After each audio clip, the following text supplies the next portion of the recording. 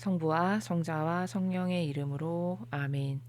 예수님과 어머니 하나 되신 성심을 통해 신성하신 하느님 아버지의 피아세 나라에서 아버지가 앉아 계시는 그 옥자에서부터 땅끝 속에 그 지구의 핵심부에 이르는 그 속에 이르기까지 그 사이에 존재하는 아버지께서 창조하신 그 모든 우주 만물들과 함께, 그리고 아버지께 속한 소수의 남은 선의 세력의 자녀들과 함께 이 기도가 아버지 앉아 계신 옥자에 뜨거운 갈망과 열정으로 쩌렁쩌렁 울려서 아버지께서 저희들의 기도를 들어주시지 않을 수 없는 그런 반향의 나라에서 갈망으로 청원을 드립니다. 영원하신 아버지, 대한민국 국민들의 마음이 진리 안에 잠기게 하소서. 하느님 아버지의 방식대로 투표하도록 대한민국 국민들을 도와주소서. 또한 하느님 아버지의 신성하신 뜻에 따라 결정을 내릴 수 있도록 도와주소서. 예수님과 어머니 사전 투표를 이 나라의 5,200만 국민 중에 아무도 하지 않도록 그 길을 차단하고 막아주시옵소서. 그들 모두가, 국민 모두가 당일날 본투표를 할 수 있는 마음으로 그들의 발걸음과 생각을 인도해 주시옵소서. 또한 부정선거 시스템의 그 모든 것을 가동되지 않도록 셧다운 시켜주시기를 예수님과 어머니께 청원드립니다. 또 그것을 일삼기 위해서 이미 계획과 준비를 완료한 중공 빨갱이의 우두머리 세력, 카발의 우두머리 세력부터 말단 하수인에 이르기까지 그 인간 안에 살아가는 역겨운 마귀, 그 사탄의 골통을 부수어 주시기를, 그리고 그 사탄의 정수리에 예수님의 늑방에서 흘리시는 빛과 물과 피를 쏟아 부으시어 그것들이 타 죽게 하여 주시기를, 괴성을 지르며 모조리 타 죽어 부정선거를 절대 할 수 없도록 예수님과 성모님께 막아주시기를 갈망으로 초원드립니다. 또한 아버지, 많은 후보가 있습니다. 서로 나라를 위해서 자기가 최고라고 주장합니다. 그러나 아버지는 영혼의 속성과 마음의 의지만을 보십니다. 아버지께 속한, 이미 아버지가 결정하신 선의 세력의 후보를, 그 아버지가 마음에 점 찍으신 후보를 선거 당일날 5,200만 모든 국민이 마치 피아세 단일성의 속성의 나라에서 한 사람이 투표하는 것과 같이 그들이 일제히 다 똑같이 아버지가 점지하신 영혼을 그들의 손가락이 그 번호로 가서 찍을 수 있도록 그 인간의 모든 손가락을 아버지의 성령께서 역사하시어 마음을 움직이시어 아버지가 선택하신 그 영혼을 모두들 찍을 수 있도록 이끌어 주시기를 뜨거운 열정과 갈망으로 이 기도를 봉헌드립니다. 저희 사명과 하나된 영혼의 영들, 오늘도 그들을 세상의 모든 위험과 악으로부터 보호하시고 지켜주시며 그들이 세상에서 살아있을 때 아버지 뜻을 많이 행하는 아름다운 자녀들이 되도록 축복하시고, 불의한 세력과 목숨을 내어 걸고 싸울 줄 아는 일당100, 일당1000을 대적하여 싸울 수 있는 다윗과 같은 용맹한 그런 군사들, 용사들이 되도록 우파의 모든 국민들을 축복하여 주시기를 갈망으로 청원드려 그들의 영혼을 성모님께 작은 아기로 봉헌드리오니 어머니, 그들을 양육하여 주시옵소서. 사탄과 싸워 이기는, 그리고 무서워 타협하거나 피하지 않는 용맹한 정신으로 모두들 새로 태어나도록 축복하여 주시옵소서. 이 모든 기도 우리 주 예수 그리스도의 이름으로 기도드리나이다. 아멘. 성부와 성자와 성령의 이름으로 아멘. 안녕하십니까. 하나님의 뜻 성교의 피아스녀입니다. 오늘은 이제 신명기 4장을 학습할 차례가 되었습니다. 여러분들과 함께 본문을 좀 보고 오늘 본문을 통해서 우리가 발견해야 될 것들은 어떤 것이 있는지 학습해 보도록 하겠습니다.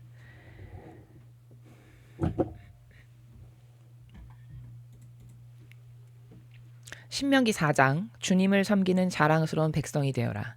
주님은 형상을 만들어 섬기지 못한다. 질투하시는 하느님, 사랑이 많으신 하느님, 이스라엘을 택하신 주님은 유일하신 분. 모세가 두 번째 설교를 한 때와 곧. 너 이스라엘은 들어라. 내가 오늘 너희에게 가르쳐주는 규정과 법규를 듣고 지켜라.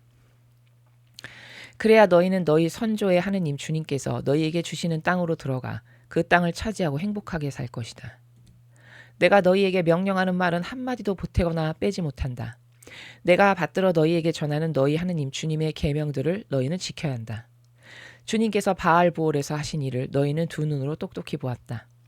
부올의 바알 신을 따라간 사람을 너희 하느님 주님께서는 모두 너희 가운데서 쓸어버리셨다. 그러나 너희의 하느님 주님께 신실하였던 너희는 오늘 이렇게 모두 살아있다. 보아라, 나는 우리 하느님 주님께서 나에게 내리신 규정들과 법규들을 그대로 너희에게 가르쳐 주었다. 너희가 들어가 차지할 땅에서 그대로 살게 하려는 것이다. 너희는 그것들을 성심껏 지켜야 한다. 그것을 보고 다른 민족들이 너희가 지혜 있고 슬기롭다는 것을 알게 될 것이다. 사람들은 이 모든 규정을 듣고 정령 지혜 있고 슬기로운 백성은 이 위대한 민족밖에 없다고 할 것이다. 우리 하느님 주님께서는 우리가 부를 때마다 가까이 계셔 주시는 분이시다. 그처럼 가까이 계셔 주시는 신을 모신 위대한 민족이 어디 또 있겠느냐?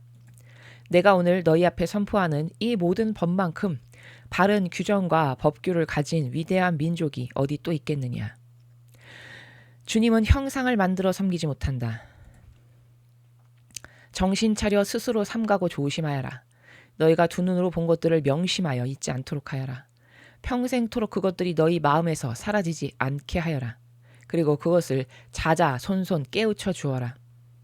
너희가 호렙에서 너희 하느님 주님 앞에 섰던 날 주님께서 나에게 말씀하셨다. 이 백성을 나에게로 불러 모아라. 내가 그들에게 할 말이 있다. 이 백성은 땅에서 사는 동안 언제나 이 말을 따라 나를 경외하는 길을 배워야 한다. 그리고 이 말을 자손들에게 가르쳐야 한다. 그리하여 너희가 산기슭에 나와 서자 그 산은 하늘 한가운데까지 치솟는 불길에 휩싸였다. 그리고 음산한 구름이 덮여 깜깜한데 주님께서 불길 속에서 말씀하셨다. 그러나 너희는 말씀하시는 소리만 들었지 아무런 모습도 보지 못했다. 다만 소리가 있을 뿐이었다. 그때 너희에게 선포하신 것은 당신의 주님의 계약이었다. 그것은 곧 너희에게 실천하라고 명령하신 열 조목이었다. 하느님께서는 그것을 두 돌판에 새겨주셨다. 너희가 건너가 차지할 땅에서 지킬 규정과 법규를 너희에게 가르쳐 주라고 그때 주님께서 나에게 분부하셨다. 그러므로 너희는 깊이 명심하여라. 주님께서 호렙의 불길 속에서 너희에게 말씀하시던 날 너희는 아무 모습도 보지 못하지 않았느냐? 그러니 너희는 남자의 모습이든 여자의 모습이든 일체 어떤 모습을 본떠 새긴 우상을 모시어 죄를 짓는 일이 없도록 하여라.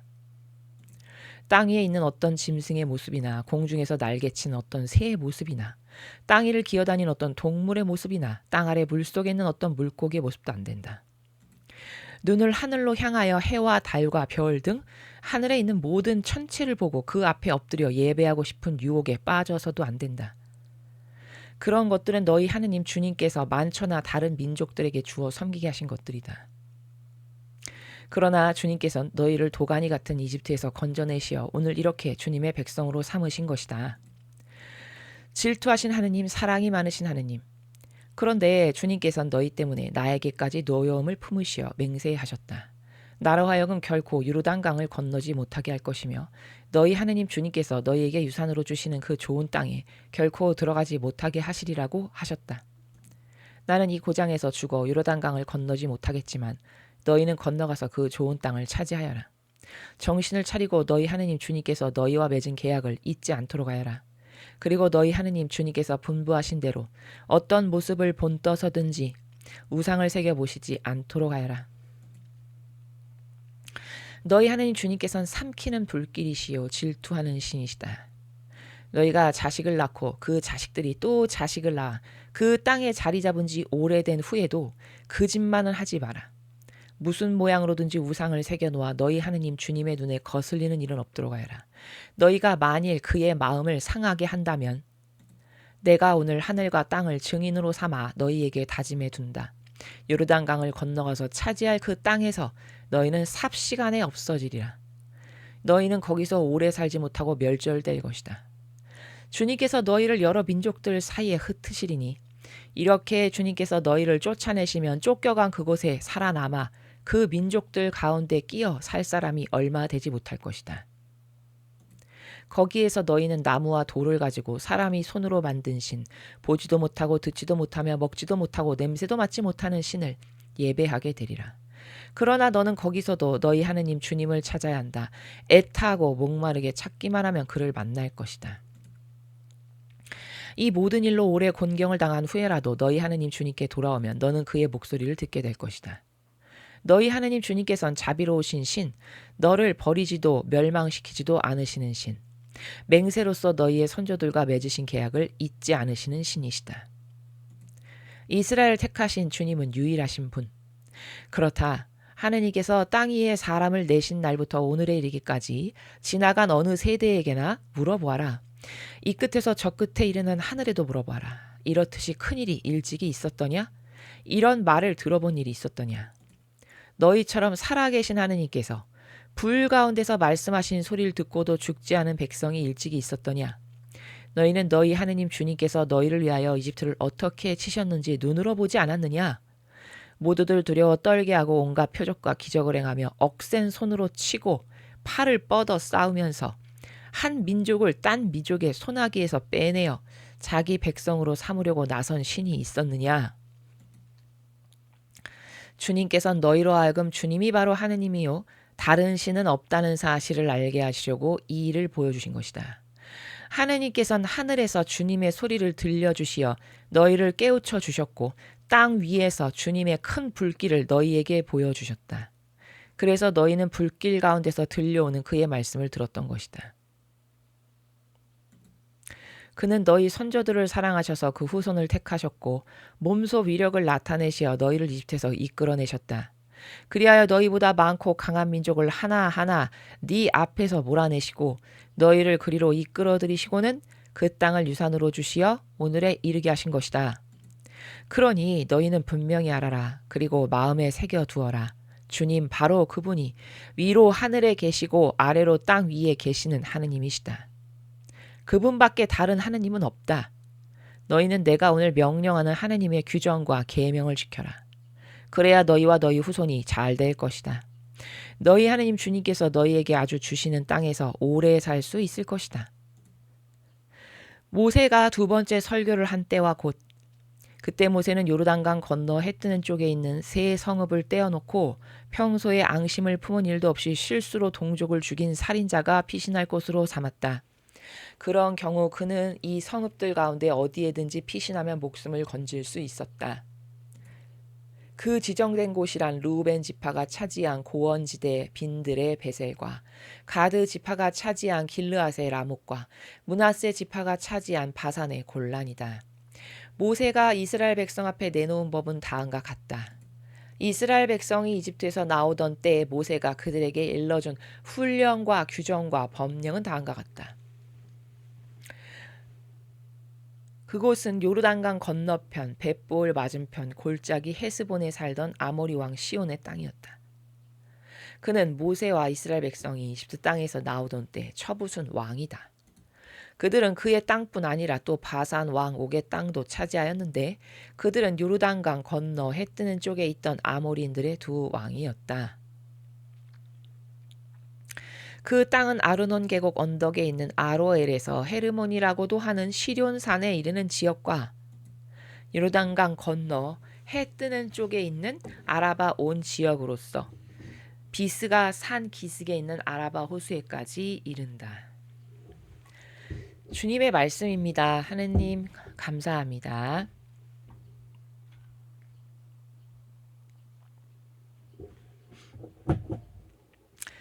오늘 4장의 내용은 좀 내용은 긴데 그냥 뭐 다 과거에 민수기나 탈출기에서 우리가 봤던 그 내용들입니다. 우리가 지난 시간에 3장에서 무엇을 학습했냐면 전반부는 이제 바산왕 옥을 무찔러서 거기를 지나가라. 그래서 아버지께서 그 세력을 이스라엘 백성의 손에 붙여주셔서 거기를 다 무찌르고 뚫고 지나간 그 부분이 전반부에 나왔고 이제 후반부는 그 여호수아를 이제 후계자로 삼아라라고 말씀하시는 그런 부분을 봤습니다. 근데 이제 모세가 자신에 대해서 아버지께 이렇게 피력을 할 때 본인도 이제 가나안 땅에 들어가고 싶다 이렇게 이야기를 하잖아요. 저도 들어가게 해주십시오. 그랬더니 아버지께서 너는 여기까지다. 너는 너 할 일을 다 했다. 너는 그 땅에 못 들어간다. 여호수아나 축복해줘라. 거기 가서 그 아이가 이스라엘의 지금 이 후손들 광야 2세대를 잘 이끌고 내가 명령한 대로 그 백성을 아버지께 순종하는 백성으로 잘 살게 하게끔 여호수아를 축복해라. 이제 이렇게 말씀하시는 부분 우리가 지난 시간에 학습했습니다. 근데 이제 그 부분에서 결정적으로 우리가 봤던 게 뭐였냐면은 모세가 그 가나안 땅에 못 들어가니까 인간적으로 못내 아쉬웠겠죠, 그렇죠? 고생은 솔직한 말로 쎄 빠지게 다 했는데 본인이 그렇죠? 나이를 이렇게 많이 먹을 때까지 쎄 빠지게 했는데 아니 나는 거기를 못 들어간다는 게 인간적으로 굉장히 많이 아쉬웠겠죠. 이제 그러니까 그런 솔직한 속내를 이제 말씀을 드리는 건데 하나님은 안 된다라고 단칼에 자르시는 부분을 우리가 봤습니다. 그러면 도대체 사랑 많으신 아버지는 왜 안 된다 하셨을까? 이런 것에 대해서 우리가 배웠죠. 그래서 하느님의 선하고 인간의 선은 다르다. 인간의 선은 왜 우리가 세상살이에서 그런 단어 자주 쓰죠. 아유, 인지상정상. 그 사람이 정이 있는데 이런 말 많이 들어보셨죠, 여러분? 제가 이거를 언제 시간이 될 때 여러분에게 좀 자세하게 말씀을 드리려고 생각 중인데 여러분 그 정 있죠, 정. 인간이 말하는 정. 혹은 그걸 애정이라고도 하는데 여러분은 그 애정 혹은 그 정을 좋은 거라고 생각하시죠? 사람이 정이 있어야 돼. 응? 그렇게 매몰차면 못 써. 뭐 예를 들면 이런 말들을 이제 자연법에서 많이 쓰잖아요. 그럴 때 그 정이 우리가 생각했을 때 그래 사람이 좀 정이 있어야지 그렇게 해석할 때 그 정을 어떻게 받아들이냐면 사랑이 있어야지 사람이 모질지 말아야지 이런 식으로 해석을 하잖아요. 근데 그게 막이라는 거 여러분 아십니까? 아 전혀 모르시죠, 그렇죠? 아니 정이 왜 막이야? 정은 좋은 거 아니야? 사람이 정이 있어야지 그럼 매몰차고 못 써. 차가워서 냉혈한 같아서.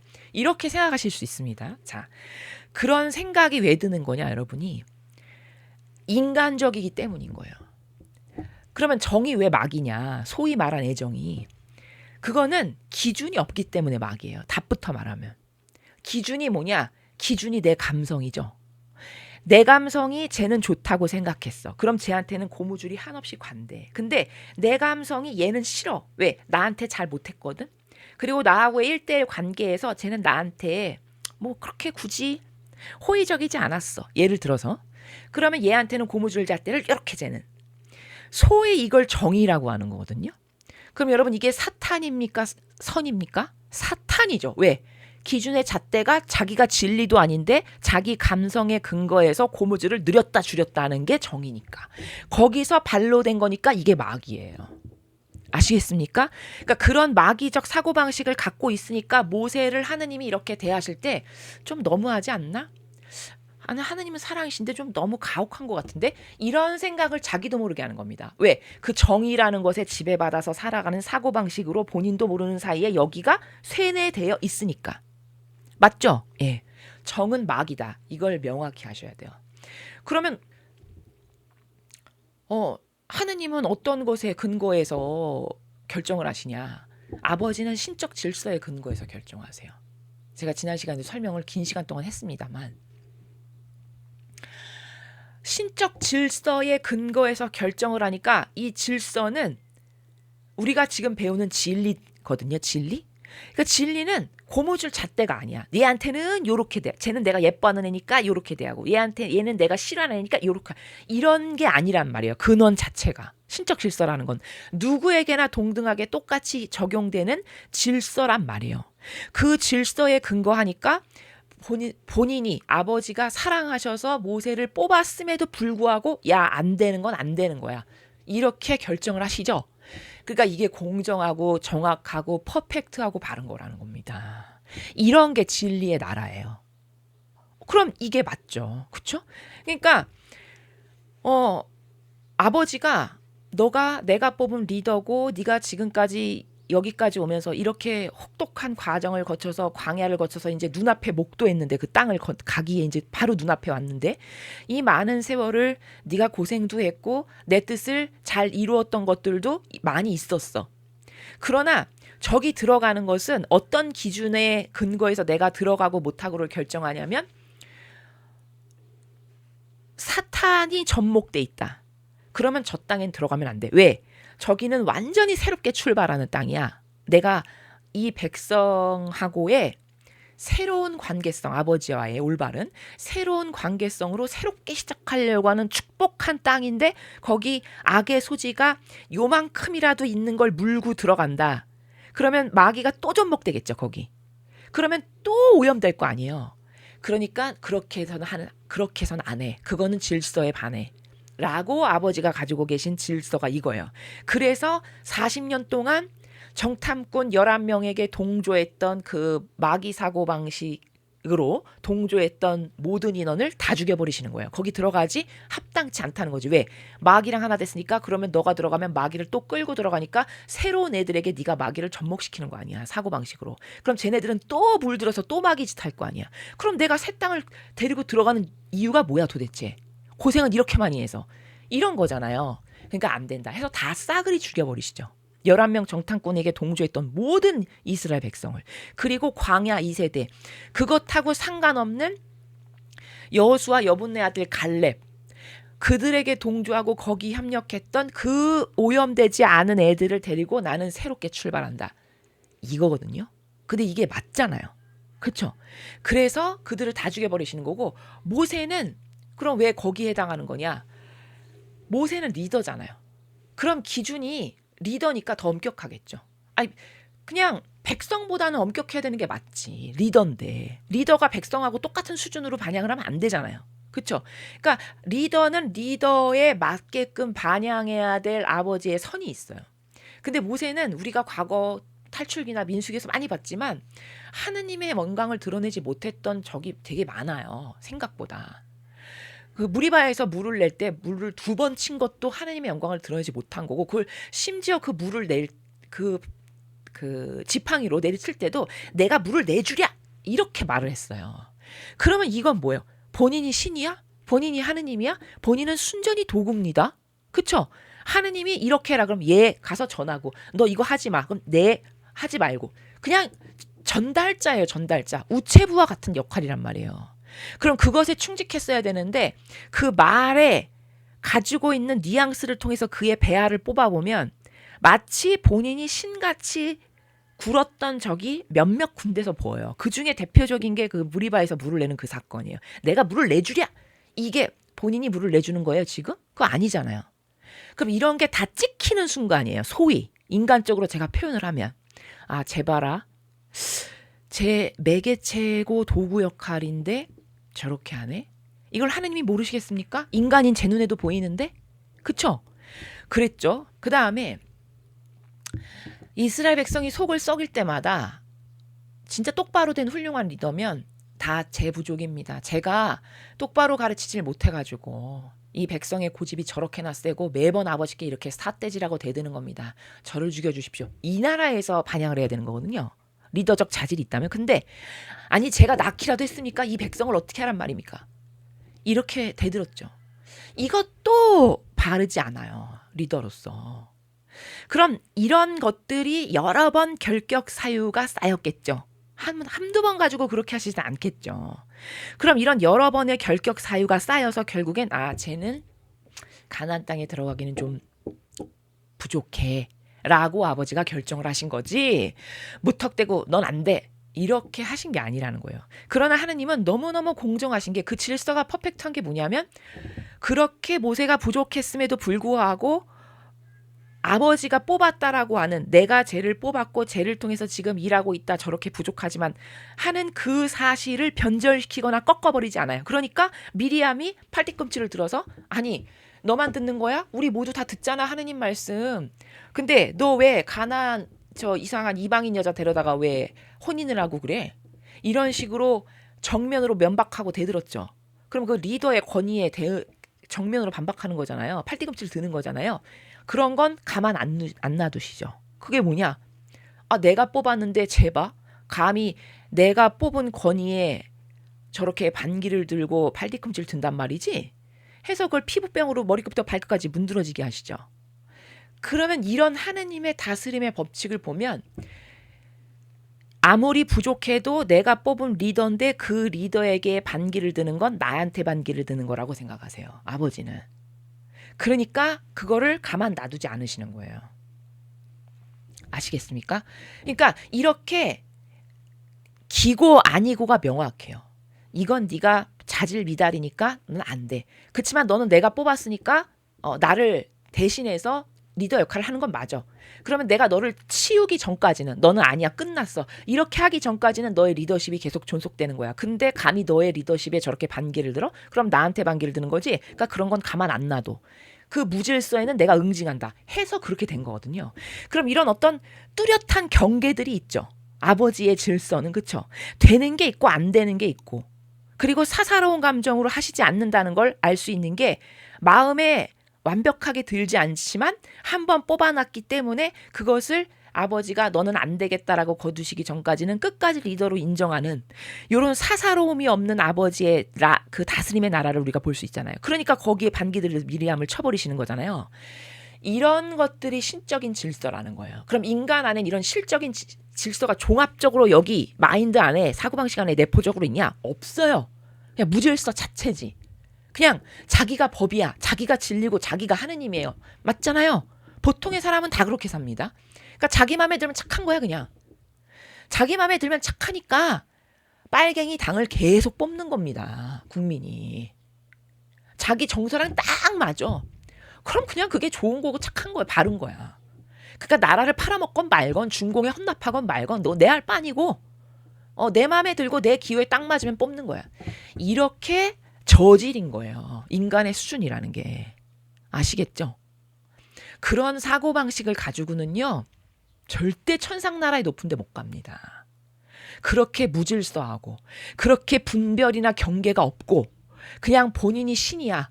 그래서 맨날 자기 비유나 맞추고 자기가 좋아하는 걸 누가 입안에 혀처럼 굴면서 잘해줘. 그러면 저 사람 착한, 사람 참 괜찮더라고. 그래, 맞아. 저 사람 괜찮아.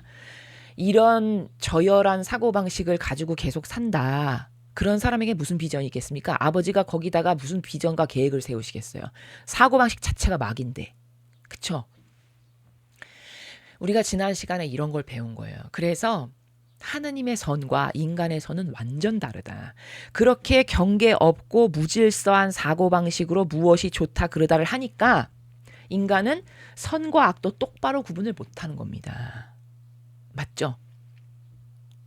그래서 모세는 물론 그가 고생을 한 것도 있고 아버지 뜻을 잘 실천했던 것들도 있죠. 하나도 없이 다 잘못했다. 당연히 그런 건 아니죠. 그러나 사람은 부족하기 때문에 잘한 것도 있고 잘못 반영한 것도 있을 수 있어요. 우리가 그의 부족함을 여기서 이렇게 논하는 이유는 뭐냐? 논함으로써 뭘 얻고자 하는 거예요? 그냥 남을 비난하고 끝나는 거냐? 그게 아니에요. 왜 이야기를 할 수밖에 없냐? 그런 사고방식을 지금 21세기 살아가는 우리가 똑같이 한다. 그거는 지금 수천 년 전에 살아가던 사람의 사고방식이잖아요. 근데 아직도 내가 그런 사고방식을 가지고 살아간다. 그럼 나는 도대체 발전된 게 뭐야? 역사는 수천 년 동안 발전돼서 과학기술이 지금 저렇게 놀랍도록 비행기 막 초음속 단위를 만드는 시대가 됐는데, 그런데 나의 사고방식은 과거 모세 때나 지금의 나나 똑같아. 이러면 나는 발전도 없고 비전도 없고 희망도 없잖아요. 그러니까 어떤 것이 잘못된 건지를 바르게 분석을 하여 아버지가 저것은 저렇게 옳게 보지 않으셨구나. 아버지 질서에 이렇게 반하는 것들이었구나. 나는 그렇게 반영하지 말아야지. 그래서 하느님께 실망을 드리거나 아버지 마음을 아프게 하지 말자. 나는 그래도 과거 이 사람들보다는 더 올바르고 하느님을 더 기쁘게 하시고 만족을 드리는 사고방식을 해야지 라는 걸 배워야 되니까 이 부분이 왜 잘못됐고 이 부분은 하느님께 이런 상처를 드린 거고 이런 거를 분석할 수밖에 없다라는 거예요. 그리고 왜 그런 모세는 그런 부족한 것들을 많이 드러냈냐? 신적으로 살지 않았으니까. 사고방식이 인간적인 사고방식밖에는 몰랐을 시절이죠. 이 구약이잖아요. 그렇죠? 아니 구약이 하느님의 뜻을 어떻게 알아요? 지금 100년 전에 가르쳐준 것을 지금 우리가 해설해도 너무 어려운데, 그렇죠? 너무 형이상학적이고 생전 처음 들어보는 나라고 보이지도 않아. 심지어 이렇게 잡히기라도 했으면 좋겠는데 잡히지도 않아. 그냥 무수히 많은 객관화를 통해서 납득하고 이해할 수밖에 없는 처지야 지금 우리도. 그렇죠? 그러면 그렇게 어려운 정신세계를 이제서야 논하고 생각하고 그렇구나 라고 겨우 이해하는데, 그걸 수천 년 전에 모세라는 사람이 그렇게 사고방식이 인간적이고 자기 기호정서 경향 안에 갇히면 넌 잘못된 거고 너는 그러면 발전 없는 거고 하느님께 찍히는 거고 저주받은 거고 이런 걸 알았을까요? 당연히 몰랐겠죠. 그러니까 모세의 이런 지도자적이지 못한 반향들, 그렇게 지도자적이지 못했던 모범적이지 못한 다양한 부족함들은 다 왜 그렇게 생긴 거냐? 사고방식이 인간적이었기 때문에 그랬던 거다. 그러니까 나는 그 인간적인 사고방식을 하고 살면 모세와 다를 바가 없고 과거 아버지께 실망을 드렸던 구약이나 신약에 등장하는 많은 인물들의 결함들, 부족한 부분들, 그것과 다를 바가 없고 나는 그것을 반복할 뿐이다. 그러니까 나는 그런 것을 드리고 싶진 않으니 그걸 원천 봉쇄하고 차단할 수 유일한 길은 뭐냐? 인간적인 사고방식을 다 끊어버려야 된다.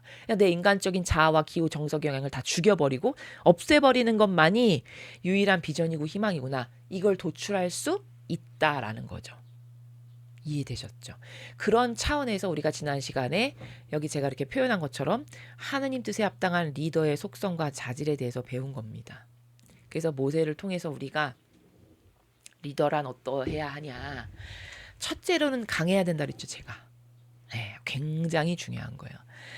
강하다는 거는 무대뽀여서 남의 말 안 듣고 마치 독재자 막 무슨 스탈린이나 과거에 마르크스 주의에 완전 경도됐던 저런 공산주의자들 같은 이런 게 강한 게 아니고 타협하지 않을 정신으로 꼿꼿하고 한결같을 수 있냐. 이게 강한 거예요.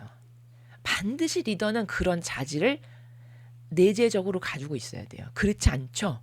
그러면 여러분 나라 팔아먹기가 얼마나 쉽겠습니까? 지금 이 나라의 꼬라지를 보십시오. 이 대한민국의 나라의 꼴을. 그 자기가 대통령 좀 한번 해보겠다고 나온 빨갱이들을 좀 보십시오. 어떤가 속성이. 그 답 나오는 거 아니에요? 많이 볼 것도 없이? 그쵸? 강하지 않으면 다 타협할 거니까 반드시 리더는 강해야 된다. 강하다는 건 그 강함 때문에 어떤 경우에도 나는 굴복은 안 한다라고 하는 그 기질이 나오니까 되게 중요한 거다. 그 다음 두 번째는 리더는 사랑이 있어야 되는데 모세는 사랑이 없었다라는 걸 우리가 분석했죠. 사랑이 없었다는 걸 어디서 볼 수 있죠? 너처럼 성가시고 귀찮은 것들 이런 식으로 표현을 했어요. 이스라엘 백성을. 그러면 모세는 왜 그런 것에 함몰되고 짓눌렸을까? 지금 수십 년을 이 백성을 광야를 거쳐서 끌고 오는데 도통 말을 안 듣는 게 아니야. 고집은 또 엄청 세. 그쵸? 그러니까 거기서 지친 거예요. 사람이. 그걸 하다 보니까. 그러니까 이제 지겨운 거지. 지긋지긋한 거지. 맨날 똑같은 것을 본인이 겪다 보니까. 그래서 거기에 함몰된 거거든요. 그러니까 그렇게 표현을 한 거예요. 그러면 그 마음 안에서 진정한 사랑으로 양들을 이끌기가 어렵죠. 그렇죠. 근데 예수님이나 성모님의 리더십을 보면 다 사랑으로 영혼을 이끄시거든요. 또 여기서 잘못된 견해가 또 확 들어갈 수 있는 게 사랑? 그러니까 그냥 뭐든지 포용하고 수용하고 그래 아유 그래 궁뎅이 두드리면서 좋은 게 좋지 그래 이거 사랑 아닙니다. 절대 그거 사랑 아니에요. 사랑은 반드시 거기 채찍이 동반되는 게 사랑이에요. 잘못된 건 잘못됐다라고 가차없이 매질을 할 수 있고 잘한 건 잘했다라고 격려를 하는 요 그 정의와 자비가 균형과 조화를 이루는 가운데에 이끄는 요게 사랑이란 말이에요. 요런 리더십이. 근데 그런 것이 잘 보이지가 않았다는 거. 그런 것도 리더적 자질에서 좀 부족하다라는 것이고. 그 다음에 이제 순간순간 이제 본인이 인간적인 것으로 살다 보니까 자꾸 남 탓과 핑계를 하죠. 그러니까 그 강에 못 들어간 것, 아니 그 가나안 땅에 못 들어가는 것도 사실은 자기의 반향 부족이잖아요. 근데 정직하지 않게 내가 너희 때문에 그 땅에 못 들어간다. 이렇게 표현을 하죠. 그러니까 자기를 깨달으려면 사람이 정직해야 되거든요. 기본 마인드가. 기본 마인드가 정직한 게 너무너무 중요해요. 특히 하느님의 일꾼은요. 그렇지 않으면 양심이 가동하지 않기 때문에 본인의 부족함을 발견해서 자꾸 수정하고 교정해 나가는 것으로 정화가 돼야 되는데 그 작용이 정지돼요. 양심이 없으면, 정직하지 않으면. 맞죠? 그러면 이제 마귀밥 순간 되는 거거든요. 그렇기 때문에 정직한 게 너무 중요한데 모세는 순간순간 보면 자꾸 이 백성 탓을 하고 남 탓을 하는, 이거는 리더적 자질 중에서도 진짜 에러예요. 대의적이라는 게 뭐죠, 여러분? 크게 품는 거죠. 그러니까 그렇다고 그럼 마귀를 품어야 되냐? 그런 게 아니에요. 예수님은 이 경계를 성경에서 가르쳐 주세요. 그럼 도대체 어디까지가 주님 백성입니까? 나를 반대하지 않는 자는 나를 받아들이는 자다. 이렇게 제자들에게 가르쳐 주시잖아요. 그러니까 이게 어디 나오냐면 제자들이 주님 저기 길거리 어딜 가는데 우리랑 같이 다니는 무리도 아닌데 막 주님 이름을 팔아가면서 막 병자도 고치고 뭐 막 말씀도 전하고 막 이런 걸 합니다. 못하게 할까요? 이러잖아요. 그때 예수님이 뭐라고 가르쳐 주시죠? 제자들한테 놔둬라. 응? 나를 거부하지 않는 자는 나를 받아들이는 자다. 그러니까 그가 내 이름으로 그렇게 좋은 일을 하고 있으면 내 백성으로 봐야 된다. 이 말을 그렇게 하시는 거거든요. 그렇죠? 그럼 거기까지 하느님 백성이에요. 그러면 그런 경계를 예수님이 다 이렇게 설정을 하셨어요. 그냥 사람 눈에 안 보이는 거예요. 성경을 모르니까. 그러면 그 경계를 딱 갖고 있는 가운데 하느님의 백성이야. 그러면 인내를 해주면서 끊임없이 가르쳐주면서 잘못된 거를 포기하지 않고 기다리면서 인내하는 이런 리더십이 그럴 때 이제 필요한 거거든요. 그런 양들을 돌볼 때. 이제 그런 것들이 조금 모세에게서는 부족했음을 우리가 확인할 수 있다. 그래서 몇 가지의 이제 모세를 통해서 도대체 어떤 게 훌륭한 리더인가, 리더적 자질과 속성은 성경의 근거에서 봤을 때 어떤 것이 있어야 되나 이런 것을 우리가 지난 시간에 학습을 했습니다. 오늘도 뭐 어려운 내용 그런 것은 없죠. 지금 우리가 천상의 책을 하면서 동시에 성경을 하기 때문에 사실 천상의 책에 비하면 지금 이런 성경 내용은 아주 쉽게 넘어갈 수 있는 것들이죠. 우리가 굉장히 고차원적인 거를 배우니까.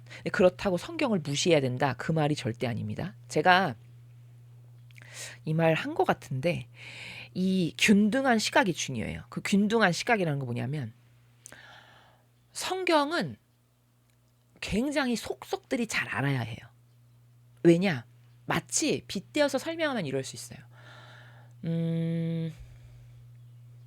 예를 들어 천상의 책이 미적분학이다. 수학에서 미적분보다 더 어려운 게 물론 있을 수 있겠죠. 그럼 예를 들어 그냥 미적분학이라고 해보죠. 예를 들어 천상의 책이 미적분학을 내용을 담고 있는 거다. 그러면 이 성경은 그 미적분을 하기 위해서 반드시 필수적으로 알아야 되는 기본적인 모든 원리가 집약되어 있는 게 성경이에요.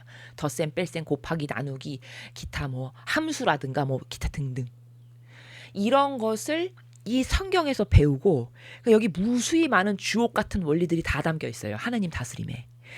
이 주옥 같은 원리들을 가지고 내가 천상의 책을 봐야 똑바로 보이고 이해가 빠르고 쉽게 알아듣는 거거든요. 그래서 성경을 사실은 먼저 해야 되는 게 맞아요.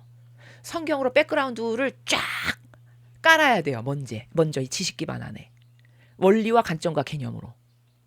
그 백그라운드를 딱 깐 다음에 이 성경 전체, 구약부터 신약 전체의 올바른 원리와 관점과 개념인 백그라운드를 머리에 딱 깔고 그거를 가지고 천상의 책을 봐야 쉬운 거거든요. 근데 지금 우리가 이걸 동반해서 하는 이유는 뭐냐면 급해서예요. 단순한 이유는. 왜냐하면 지금이 마지막 시대고 이 마지막 시대는 하느님 아버지께서 어제 천상의 책에서도 제가 말씀을 드렸는데 이 피앗의 나라, 하느님 뜻의 나라를 세우는 걸 굉장히 긴박하게 생각하시는 거거든요. 그러면 가르쳐야 그 나라를 건설할 거 아니에요. 알려줘야 그 나라를 건설하는 거죠. 그러니까 급하신 거예요. 지금 알아야 되는 게 그런 내용들이 또 맞고 시대적 환경에 봤을 때. 그러니까 그걸 안 할 수 없으니까 지금 급하니까 그걸 하는데 그걸 잘 이해하려면 이런 백그라운드가 되는 기본 개념과 원리와 관점을 알아야 그걸 잘 이해할 수 있으니까 그냥 동시적으로 할 수밖에 없는 지금 이런 열악한 환경 가운데 우리가 학습을 하고 있는 겁니다. 그러나 여러분 너무 어려워서 못하겠어요. 그런 마음을 가지실 필요는 없어요. 천상의 책을 대할 때. 왜냐하면 제가 그거를 설명할 때 최대한 많은 객관화를 하려고 노력하고 있고 그 객관화가 성경 어디에 근거한 원리인지를 제가 계속 말씀을 드리면서 설명을 하고 있거든요. 여러분이 눈치채셨는지 모르겠지만.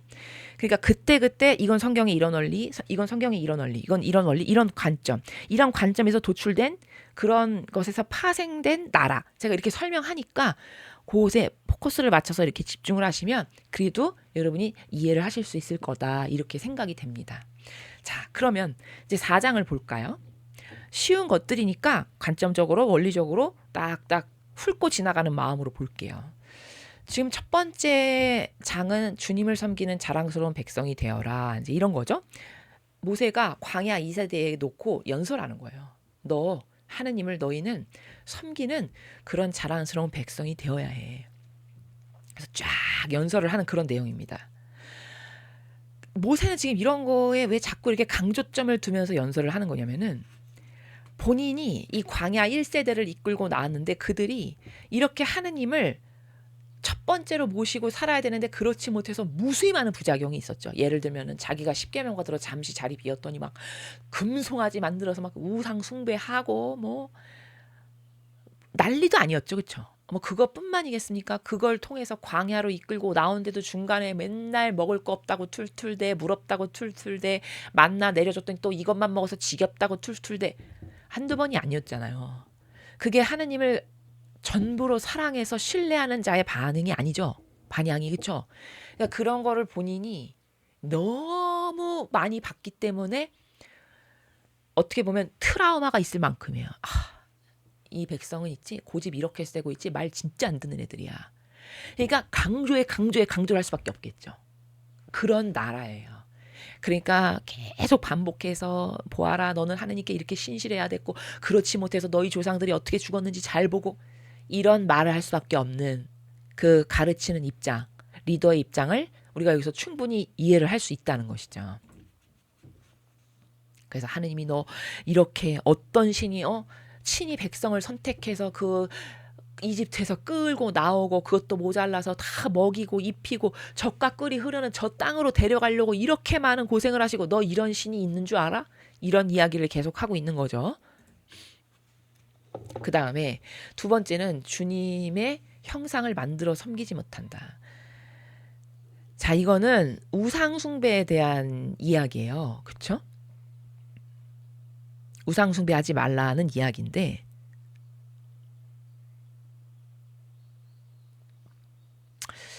지금 이 챕터에서는 우상 숭배를 어디에 국한해서 말하고 있냐면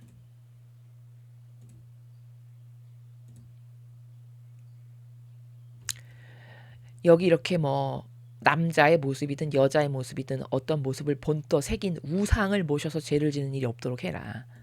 땅에 있는 어떤 짐승, 공중에서 날개치는 새, 뭐 기어다녔던 동물, 물속에 있는 물고기 이런 것도 절대 너는 그걸 본떠서 무슨 이렇게 나무에 그거를 조각으로 만들어서 걷다 대고 절하고 너 이런 거 하면 절대 안 돼. 이걸 지금 강조하고 있죠.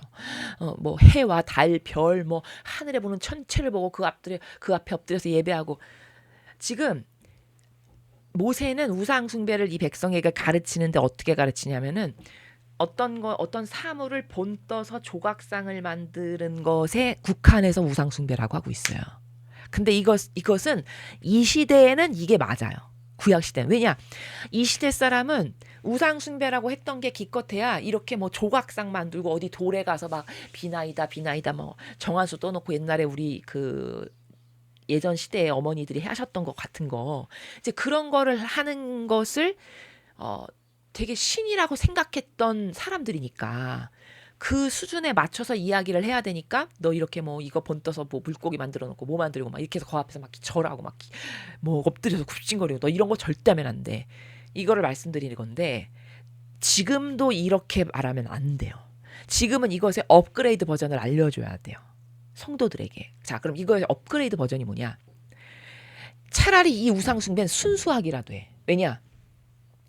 여러분 지금 어떤 사람이 돌 앞에 가서 비나이다 하면서 막 이렇게 하면 웃지 않겠어요? 사람들이? 저 뭐 하는 거야? 이렇게 생각할 거 아니에요. 그리고 누가 봐도 저 우상 숭배는 이상하네. 이렇게 금방 알겠죠. 그러니까 지금은 이런 짓을 하는 사람이 없단 말이에요. 거의. 이런 우상 숭배는 안 한다는 거예요. 그러면 마귀가 이런 것을 안 하니까 이게 다 박멸됐냐? 절대 그렇지 않아요. 마귀는 어떻게 해서든지 또 다른 방법, 또 다른 방법, 또 다른 방법을 계속 강구해서 인간을 속여먹어서 지옥으로 끌고 가는 게 목적이에요. 걔네들의 목적. 그럼 지금은 고도화됐겠죠. 이 우상 숭배를 하는 차원이. 그 고도화된 게 뭐냐?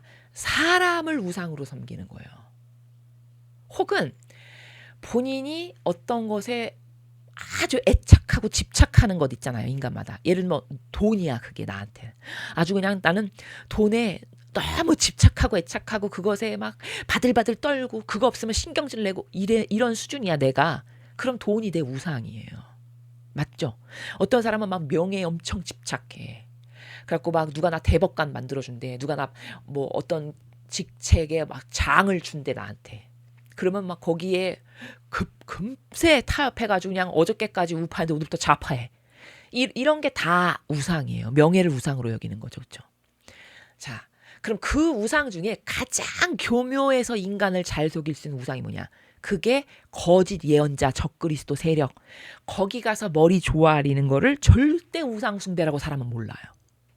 그거를 하느님의 일꾼이니까 이렇게 하는 건 당연해.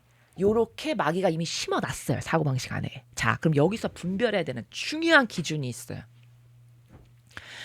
자칫 잘못하면 제 말을 곡해해서 오해해서 들으시면 어떻게 되냐? 야, 저 수녀님은 있지? 하느님 일꾼 다 깡 무시해.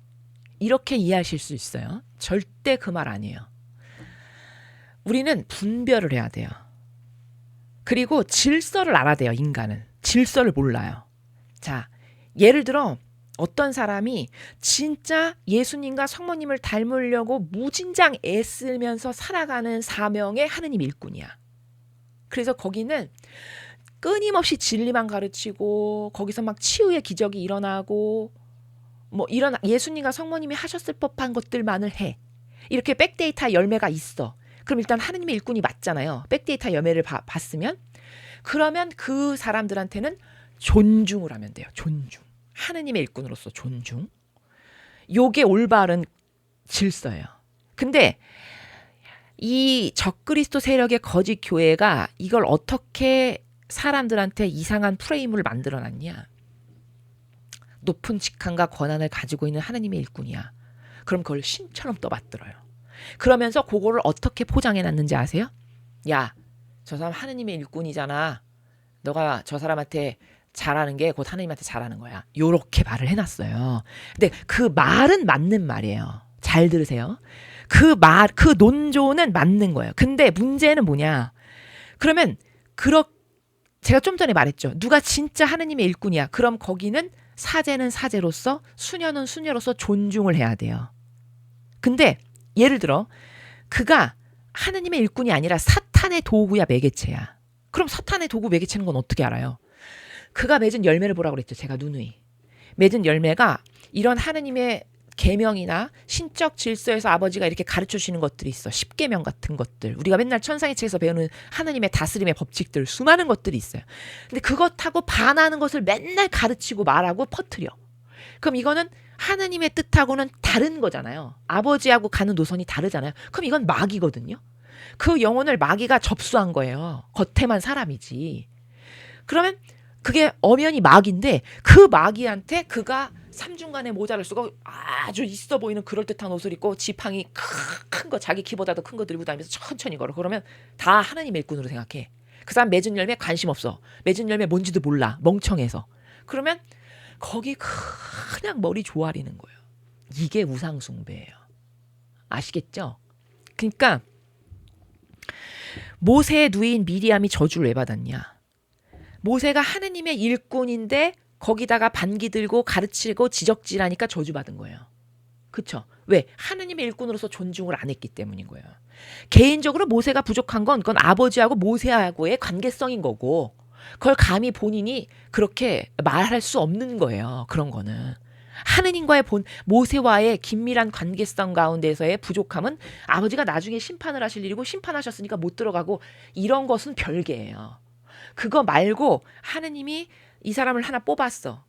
이스라엘 백성을 이끌 리더로 뽑았어. 근데 하느님이 이걸 직접 패하지 않았어. 그럼 패하지 않았으면 끝까지 하느님의 일꾼으로서 리더로서 존중을 해야만 해요. 그게 질서예요. 근데 미리암은 그 질서를 파기한 거예요. 그러니까 저주받은 거거든요. 그러니까 진짜 하느님의 일꾼이다. 그러면 근데 거기다가 이렇게 팔뒤꿈치 들고 뒤꿈치 든다. 이러면 그렇게 저주를 받는 거예요. 그러니까 거기는 존중을 해야 된다는 거예요. 존중했으면 그렇게 가르치면서 지적질하는 말을 감히 안 했겠죠, 미리암이. 존중 안 하고 깔봤기 때문에 그렇게 말하는 거잖아요. 바로 그런 거예요. 자, 그렇듯이 진짜 하느님의 일꾼인데 미리암처럼 군다. 그럼 그건 저주를 받는 게 맞아요. 그러니까 존중을 해야 되는 거예요. 근데 하느님의 일꾼이 아니야. 하느님하고 말씀하시는 게 하느님의 질서를 맨날 흐트리고 무너뜨리고 반하는 것만 말하는데 거기다가 계속 조아려. 그럼 사탄에게 조아리는 거죠. 이게 우상숭배라는 거예요. 아시겠죠? 이제 기준을 뭔지. 여러분, 얼마나 인간이 우매하고 멍청한지 여러분은 좀 사실적으로 느끼세요? 저는 너무 사실적으로 느껴요. 인간이란 존재가 얼마나 멍청하고 아둔하고 우매하고 무식하고 저질인가를 너무너무 잘 느껴요. 특히 요즘 시대는. 자, 제가 또 하나 입증을 해볼게요. 사람이 얼마나 웃기냐. 이 일반인도요. 성경 모르고 진리 모르는 일반인도요. 어떤 본능적 촉이 있냐면 예를 들어서 자기를 누가 이렇게 지배하고 억압하고 찍어 누르려고 그러면 다 반기듭니다. 그쵸? 예. 네가 뭔데 나를 찍어 누르고 네가 뭔데 나를 지배하려고 해.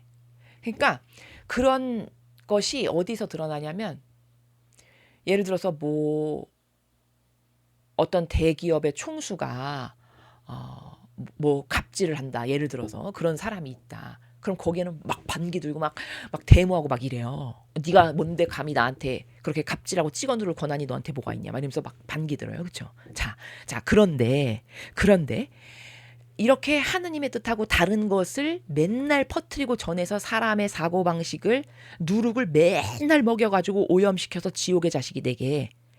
그러면 그 대기업의 총수가 자기가 가진 돈으로 갑질하는 것보다 사실 이게 더 나쁜 거거든요. 왜냐하면 그 사람은 영혼을 죽이는 걸 하지는 않아요. 아무리 갑질을 심하게 해도.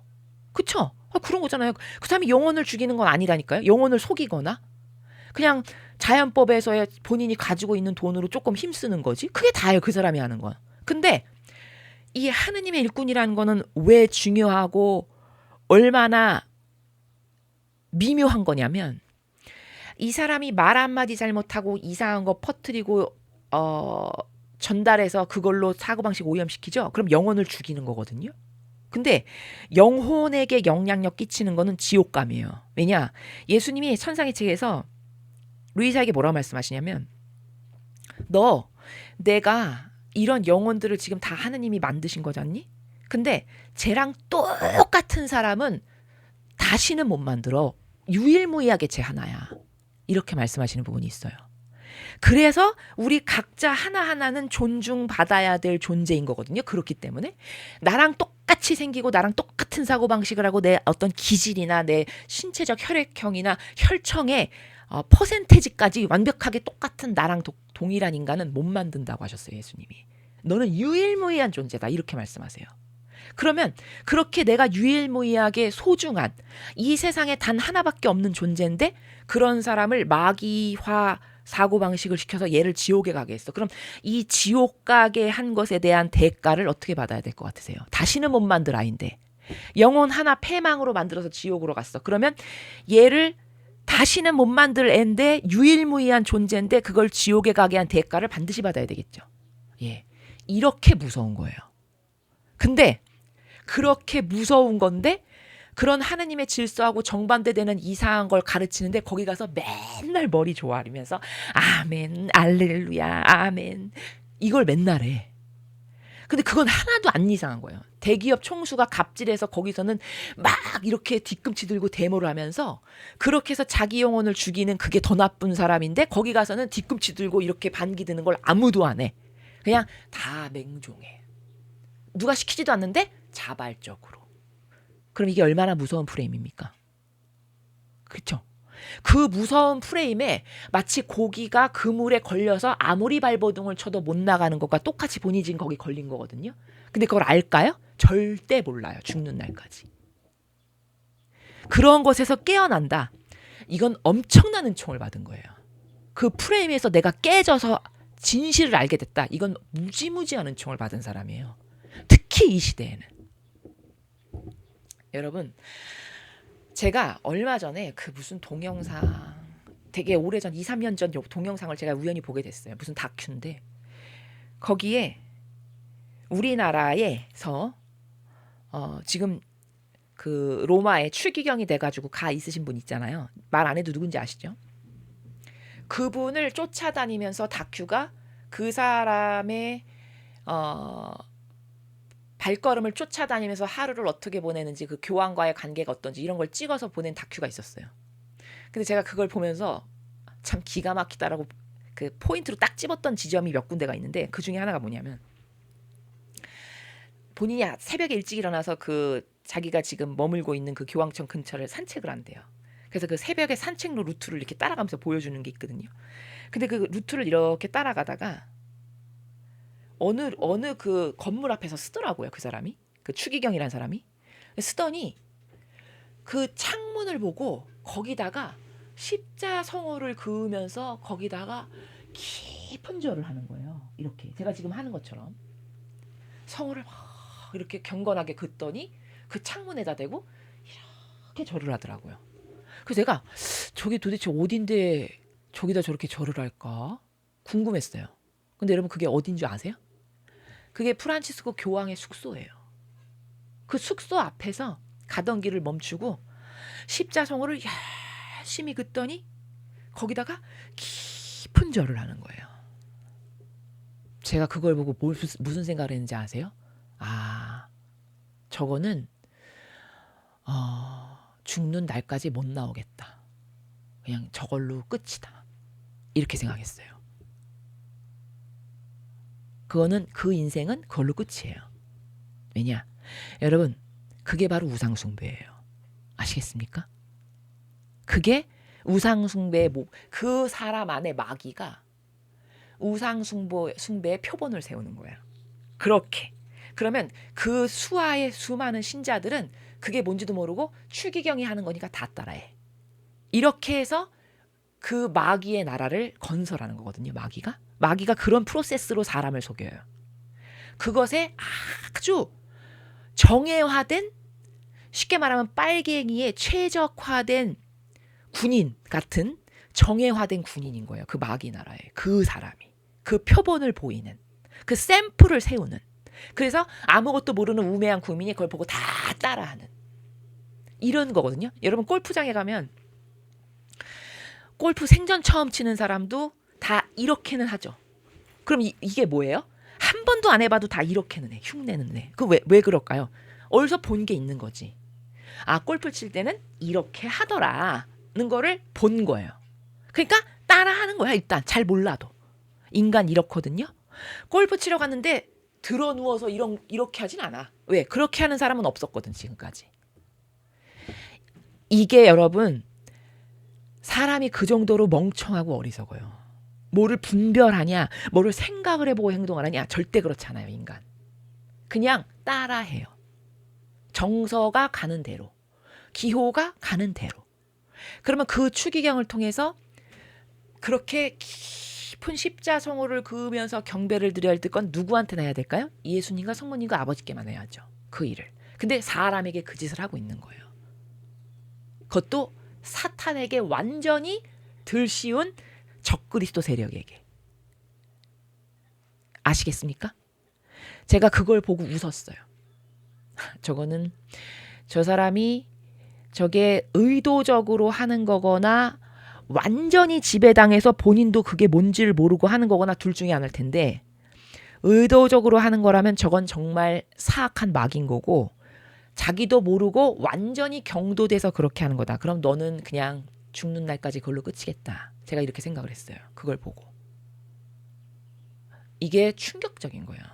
사람이 얼마나 멍청한지 여러분 아시겠습니까? 그 가지고 있는 돈으로 조금 힘쓰는 기업 총수한테는 그냥 가서 삿대지르면서 입에 거품 물면서 막 따지면서 본인 영혼을 죽이는 그런 어떤 사악한 마귀들한테는 절대 가서 따지지 않는, 오히려 그것들이 본인 영혼을 죽이는 억만배 더 나쁜 마귀인데 자기 영혼을 죽이지는 않는 기업 총수에게는 가서 거품 물면서 따지면서 본인 영혼 죽여서 지옥으로 끌고 가는 것들한테는 따질 줄도 모를 만큼 바보 멍청인 이게 인간이라는 수준입니다.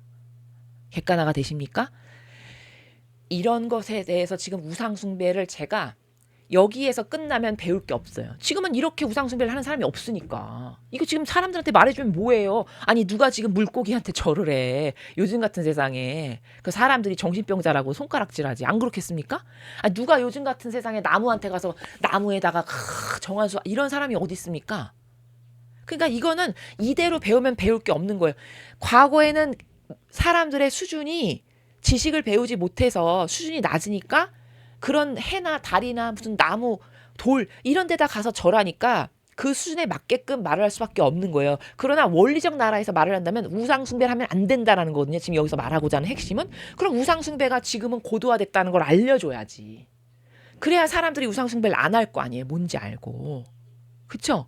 그래서 여기선 배울 게 사실 많은 거예요. 그걸 제가 지금 집약해서 객관화 그리고 샘플까지 여러분이 이해하시기 쉬우라고 덧붙여서 말씀을 드리는 겁니다. 우상숭배가 지금은 절대 이런 거 아니에요.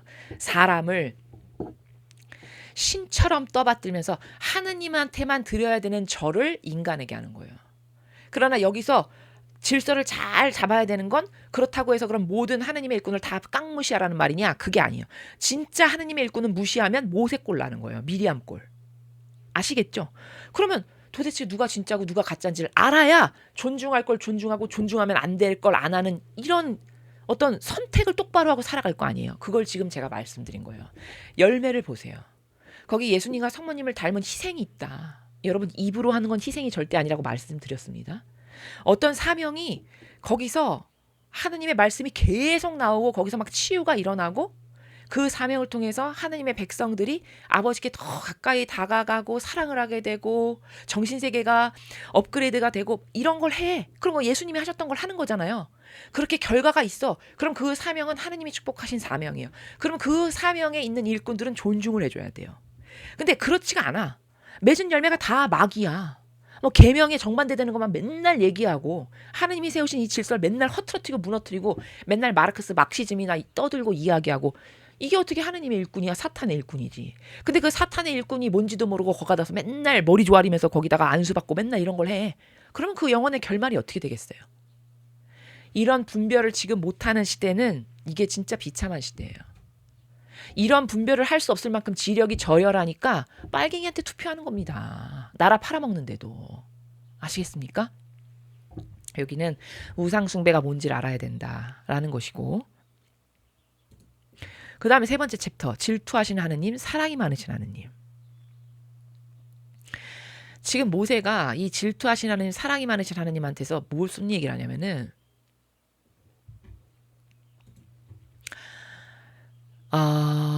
하느님을 너는 우선으로 섬겨야 된다. 이런 말을 지금 하고 싶은 거거든요. 근데 여기 지금 보면은 21절에 잠깐 지금 지나가다 제 눈에 딱 밟혔는데 여기 보세요. 그런데 주님께서 너희 때문에 나에게까지 노여움을 품으시어 맹세하셨다. 나로 하여금 결코 요르단강을 건너가지 못하게 할 것이며 너희 하느님 주님께서 너에게 유산으로 주시는 그 좋은 땅에 결코 들어가지 못하게 하시려고 하셨다. 참. 여기 또 얘기하죠. 자기가 가나안 땅에 못 들어가는 게 너희 때문에 나에게까지 노여움을 품으시어. 또 이렇게 지금 리더답지 못한 이스라엘 백성 탓하는 이 또 나오잖아요. 여기. 이 인간적이니까 이 한계를 벗어나지 못한다는 걸 여러분이 여기서 그냥 지금 제가 설명 많이 했으니까 인지하시면 됩니다. 자, 그래서 질투하신 하느님을 통해서 지금 모세가 이 백성에게 전하고 싶은 거는 너 어떤 모습을 떠서든지 우상을 새겨 모시면 안 된다. 그럼 하느님이 질투하신다. 여기 질투하는 신이시다. 이렇게 이야기했어요. 자, 이 질투하시는 하느님에서 제가 여러분에게 드릴 말씀은 이거예요. 과거에 저한테 어떤 분이 그런 질문을 하셨어요. 하느님은 질투하시는 분이라고 성경에 있던데 그러면은 저는 그 제사도 조상에게 지내면 안 되는 건가요? 요런 거를 질문하신 분이 있었어요. 여러분 어떤 건가요? 이게 답을 어떻게 하시겠어요? 여러분 같으면. 그러니까 이 질투라는 단어를 어떻게 이해해야 되는 거냐? 사람은 질투다. 그러면은 어떻게 이해를 하냐면은 야, 너는 나만 좋아해야 돼. 나 말고 저런 거, 다른 거 좋아하잖아? 그럼 나 질투해. 마치 질투란 단어를 남녀 관계에서 서로가 너한테 내가 유일해야지. 너도 마찬가지야. 너도 나한테 유일해야 돼. 요런 관계인데 만약에 나 말고 네가 한눈 팔았어. 그럼 내가 너 질투할 거야. 너 가만 안 놔둘 거야. 마치 이런 걸로 이해를 한단 말이에요. 이 질투란 단어를. 여러분 그러면은 부모도 사랑하면 안 되고 자식도 사랑하면 안 되고 그냥 오로지 하느님만 사랑해야 되는, 하느님은 그런 분이실까요? 그렇지 않죠. 상식적으로 생각해도. 여기 이 질투라는 거는 어떤 거냐면 여기 모세가 뉘앙스를 주는데 우상을 새겨놔서 하느님의 거슬리는 일을 하지 말아라. 그러면 너는 질투하신 하느님의 노여움을 사게 된다. 이렇게 말하고 있죠. 그러니까 질투하신 하느님이라는 거는 부모도 제끼고 뭐 자식도 제끼고 뭐 가족도 제끼고 다 제끼고 너는 나만 사랑해야 돼. 이게 아니고요. 네가 마귀한테 가서 협력하고 동조하고 머리 조아리고 거기 아멘을 하고 해. 그럼 내가 그걸 질투한다. 이 말이에요. 이해되시죠? 그러니까 이게 여러분 사랑은 한 종류예요? 아닙니다. 사랑은 종류가 많은 거예요. 이게 무슨 말이냐? 여러분 부부 간에 하는 사랑과 부모 자식 간에 하는 사랑과 또 내가 이웃 사람을 사랑하는 마음과 이게 다 결이 다르죠. 그쵸? 예. 이렇게 종류가 다른 거죠. 사랑이라는 건. 관계성에 따라 다른 거잖아요. 종류가. 근데 그걸 싸잡아서 하나로 여기면 여기서부터 이제 에러가 생기기 시작해요. 머리가 아파. 이걸 싸잡아서 하나로 보니까 그러면 질투니까 아무도 사랑하지 말라는 말인가? 이렇게 이제 생각이 되는 거예요. 그게 아니라 사랑은 다양한 경계와 다양한 관계가 있는 거예요. 부부는 완전히 하나 되어야 되는 사랑의 관계. 부모, 자식도 가족이니까 하나님의 뜻 안에서 완전히 하나 되어야 되는 사랑의 관계. 옆집 사람은 그냥 존중해야 되는 사랑의 관계. 직장 동료도 존중해줘야 되는 사랑의 관계. 이렇게 사랑은 대상에 따라 관계성에 따라서 그 종류와 색깔이 다 다양한 거라는 거예요. 이걸 다 싸그리 무시해라라는 말이 아니라는 거예요. 그런 사랑은 당연히 해야 되는 거예요. 조상님을 우리가 제사를 지내는 것도 조상을 나의 조상으로서 그 조상이 있었으니까 오늘날에 내가 있는 거잖아요. 그러면 그 조상을 조상으로서 존중하고 사랑을 하여 어떤 명절 때가 되면 그 존중하는 마음의 나라에서 절을 하는, 이거는 잘못된 게 아니라는 거예요. 당연히 그렇게 해야지. 예의 범절이 있는 사람이라면. 이 질투의 하느님이라는 건 나 말고 네가 마귀 세력에게 가서 머리 조아리고 거기 하나 되고 협력하고 동조해서 그 세력에게 네가 그 프레임에서 아예 놀아놔. 이러면 나는 질투한다. 이 말이라는 거예요. 이제 아시겠죠? 예.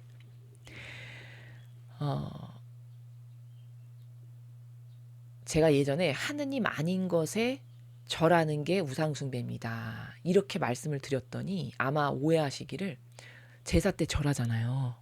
그러니까 야 하느님 아닌 것에 절하는 게 우상숭배라는데 나는 그러면은 제사 때 조상님한테 절하니까 나 지금 우상숭배하나? 아마 이렇게 생각하신 모양이에요. 제가 이해하기를. 제가 하느님 아닌 것에 절한다라고 하는 그 절은 그 단어의 함의적 의미를 아셔야 되겠죠? 예. 여러분이 하는 그 절, 그 형상적 절, 그것만을 말하는 게 아니라 그 마음의 나라를 말하는 거잖아요. 그쵸? 하느님 아닌 이런 역겨운 마귀에게 하느님을 대하는 것과 같은 그 마음과 정성의 나라에서 그것과 하나 된다. 이러면 질투하신다라는 거다. 이렇게 정리를 하시면 이제 여러분이 헷갈리지 않으실 수 있겠죠. 네, 그렇게 이해하시면 됩니다. 그 여기 참 이 말씀이 참 함의하는 게 많아요. 29절을 보세요. 이렇게 너가 뭐 나무 돌 가지고 사람이 손으로 만드신 보지도 못하고 뭐 이런 신 그렇게 예배하게 되리라. 너가 하느님 아닌 것에 그렇게 뭐 이상한 거 조각 만들고 그래서 거기다가 우상숭배하고 절이나 그러면 너는 하느님의 질투를 받아가지고 네가 남의 나라에 이제 속국으로 끌려가게 되고 거기서 이상한 신이나 예배하게 되고 넌 이렇게 될 거야. 막 이런 얘기를 한참 합니다. 그러면서 그러나 넌 거기에서도 너희 하느님 주님을 찾아야 한다. 애타고 목마르게 찾기만 하면 그를 만날 것이다. 여러분 이거 잘 보세요. 애타고 목마르게 찾기만 하면 그가 누굽니까? 하느님을 만날 것이다. 이렇게 하셨어요. 이렇게 말을 해요, 지금. 이게 참 의미심장한 나라예요. 왜 의미심장하다고 제가 말씀드리냐면 여러분 하느님 만남 사람 중에 평탄하고 안락하고 편안하고 행복하게 아무 근심 걱정 없이 살았는데 하느님을 리얼하게 만나는 사람은 저는 거의 못 봤어요. 다 만나보진 않았으니까 다 그래요. 이렇게는 말을 못 하겠는데 차마 거의 하나님을 만나는 사람들의 공통점이 뭐냐? 고통으로 몸부림치고 울부짖다 만나요. 맞죠? 여러분도 동감하시죠? 그렇죠? 하나님을 아주 그냥 리얼하고 처절하게 만나면 만날수록 그 사람들의 인생 여정을 보면 다 좌절, 고통, 실패, 막 절망, 낙담, 희망 없음 이 가운데서 하나님을 만나는 경우가 굉장히 많죠. 그러면 여기서 발견해야 되는 중요한 원리가 뭐예요? 왜 그러면 인간은 그렇게 좀 좋고 시절 좋고 이럴 때는 왜 하나님을 못 만날까? 왜 그렇게 꼭 바닥을 치고 좌절과 절망과 역경과 낙담과 그냥 희망이라고는 요만큼도 없을 때 왜 하나님을 꼭 만나게 될까? 안 궁금하세요? 궁금하시죠? 그거 왜 그런지 아십니까? 인간이요. 살만하죠. 그럼 자아가 펄떡펄떡 살아 뛰어요. 그렇지 않습니까? 예. 여러분 인간이 얼마나 우스운 존재냐. 단돈 100만 원만 주머니 예를 들어서 거지가 단돈 100만 원만 주머니에 생기죠. 그래도 어제하고는 다른 폼새를 취해요. 딱 목에 벌써 힘주고. 인간이 이렇게 저질스러워요. 왜? 만족할 만한 게 생겼다 이거지. 그래서 이제 조금 살만하다 이거지. 목을 뻣뻣이 드는 거예요. 이게 인간의 꼬라지라는 거예요. 이해되시죠? 그러니까 이렇게 만족할 만한 게 있고 물질적으로 육적으로 풍요해서 뭐 이렇게 딱히 그렇게 갈급한 게 없어. 그러면 하나님을 만날 수가 없어요. 왜냐면 그 자아가 세기 때문에. 그냥 온통 만족할 만한 것, 인간적인 건 자기 것으로 가득하기 때문에 그 어디 구멍을 뚫고 들어가서 만나 주실 수가 있겠어요. 온통 자기 걸로 가득한데. 어제 천상에서 그러시잖아요. 예수님이. 내가 피앗의 나라를 지금 세우고 싶은데 너무너무 힘들다. 인간 안에 내 뜻에 빛 하나 넣어주기가 너무 힘들어. 왜? 다 인간이 있지. 지 뜻으로 강해가지고 시커먼 어둠 가운데 내 빗살 하나 들어간다고 해봤자 티도 안 나. 그리고 숨 막혀서 죽어 내 빗살이. 이 역겨운 자아가 세서. 이런 고통 토로하셨죠. 어저께 천상의 책 45장에서. 예, 그런 거랑 같은 거예요. 그러니까 살만하고 만족할 거 많고 히히낙낙 하하호호 뭐 헤헤 재밌고 행복하고 맨날 뭐 맛있는 거나 먹으러 맨날 좋아. 그런 가운데선 하느님을 리얼하게 못 만납니다. 만족할 게 많아서. 근데 사람이 고통과 나락과 좌절과 절망과 바닥으로 치닫죠? 그러면 자아가 죽어요. 죽이지 않으려고 해도. 그쵸? 예. 더 이상 세게 올라오는 게 없어. 왜? 내세울 게 없을 만큼 비참해졌으니까. 그러니까 사람은 어떨 때 겸손해지고 정직해지냐? 가난할 때. 가진 게 없어지고 뭘 다 잃어버리고 바닥으로 치달았을 때 겸손해져요. 저기 뭐지? 그 우리가 자연법에서 표현하자면 그 꽁지 빠진 닭 모냥 이렇게. 이게 자아가 죽은 상태예요. 그럼 그렇게 자아가 죽었기 때문에 하느님 말씀이 너무 잘 들려. 그리고 막 거기에 막 매달리게 돼. 왜? 나한테 유일한 희망이니까. 그 빛 한 줄기가. 거기에 막 달려들고 올인하게 되는 거예요. 그렇죠? 이러니까 하느님을 만나기가 너무 쉬운 환경인 거예요. 그래서 가난한 게 왜 축복이냐. 제가 가끔 그런 말씀 드려요. 이제 너무 가난하고 궁핍하게 사시는 분들도 계시거든요. 이렇게 만나다 보면. 그러면 이제 그분들은 고통이 그거죠. 너무 못 살고 너무 힘드니까 아주 그냥 너무너무 죽겠어요. 이런 말씀 하세요. 근데 그건 인간적으로는 이해가 가요. 얼마나 힘들까가. 근데 그거는 지금 본인이 처한 그 열악한 환경에 짓눌려서 그렇게 생각하는 거지 영적으로는 지금 최악의 조건을 만난 거거든요. 물 만난 고기처럼. 이때 하나님 만나야 되는 거거든요. 그래서 제가 이걸 이제 차분히 설명을 해요. 본인이 지금 그렇게 우울하게 생각하는 건 속고 있는 거다. 그냥 겉에 드러나 있는 환경이 그런 것뿐이다. 근데 이게 영원토록 지속될 것도 아니다. 왜? 사람은 롤러코스터처럼 이렇게 인생이라는 거는 이런 페이스가 있는 거지 한평생 계속 이렇진 않아요. 거의 대다수의 사람은. 좋을 때가 있으면 나쁠 때가 있는 거고 나쁠 때가 있으면 다시 좋을 때가 있는 거지. 물론 안 그런 사람도 간혹가다 있겠으나 거의 하느님은 이 사람에게 축복을 주실 때가 있고 이 사람이 뭔가 반향을 잘못했거나 좀 깨달을 게 있어. 그럼 이렇게 내리시고 이게 다 하느님의 뜻 안에서 이루어지는 일들이기 때문에 계속 바닥을 치기만 하는 사람은 없어요. 모든 사람의 인생을 들어보면 그렇지 않습니까? 그러면 지금 나는 왜 이런 환경에 처했는가를 딱 객관화를 하고 이게 다 아버지가 허락하신 거니까 분명 이유가 있어. 내가 아직 잘 이유를 몰라. 그러면 순명으로 받아들이고 그래 깨달을 게 있어서 바꿔야 된다면 고칠 수 있는 은총을 주십시오. 그리고 제가 지금 이게 은총의 시절이면은 아버지를 만나고 예수님과 성모님을 만날 수 있는 기회가 되게 해주십시오. 이런 식으로 기도를 하셔야 된다. 이제 제가 이런 이야기를 한단 말이에요. 그러면은 제 말을 유심히 알아듣고 좀 알아듣는 분이야. 그러면 이제 알아듣고 본인의 정서를 바꾸죠. 조금씩. 아, 저게 일리 있다라고 이제 본인이 들어봤어도 생각이 돼. 은총이 있어. 아버지로부터 그런 은총이 있어. 그러면 이제 본인이 거기서 조금씩 노력을 해보는 거예요. 아, 그래 맞는 말이다. 이렇게 생각이 되겠죠.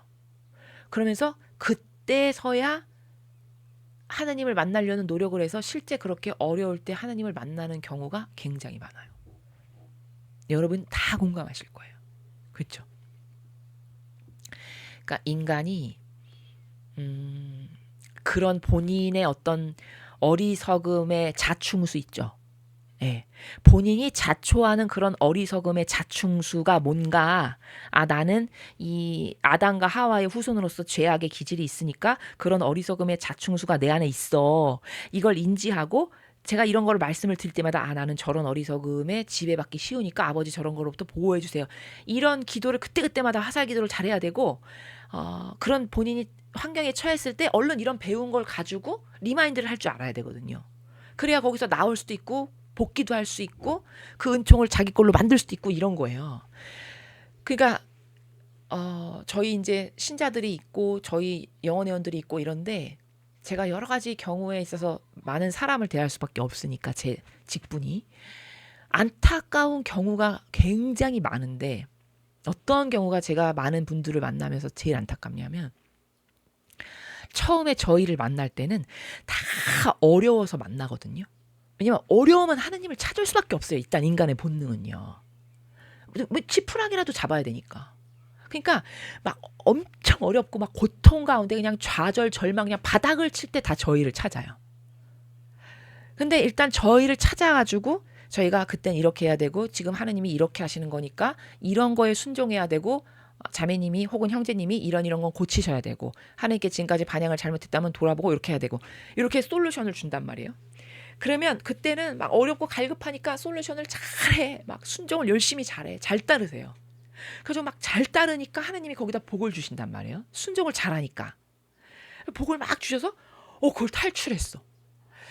그래서 이제 탈출했으면은 저의 목표는 저렇게 순종을 잘해서 탈출했으니까 내가 그 다음 단계로 이끌어 봐야 되겠다. 그럼 그 다음 단계로 이끌려면은 지금 그것보다는 반응을 더 잘하고 거기서부터 이제 지속적인 반향을 보여야 되고 이제 이런 어떤 핵심적 키워드가 있어요. 그럼 저는 그쪽으로 이끌고 싶은데 100명이다. 그럼 100명 중에 글쎄요.